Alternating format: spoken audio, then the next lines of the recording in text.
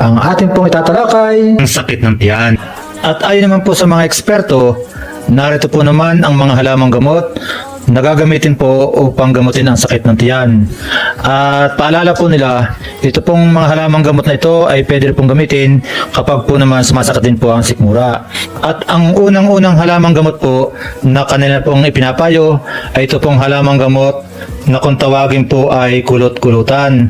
At ayon po sa kanila, kukuha lamang po ang pasyente ng dahon po ng kulot-kulutan at ito po ay kanya pong ilalaga at siya po niyang palaging iinumin 3 beses po sa loob po ng isang araw pagkatapos pong kumain. At ito po ay pwede rin po niyang inumin sa oras po naman ng pagkakape.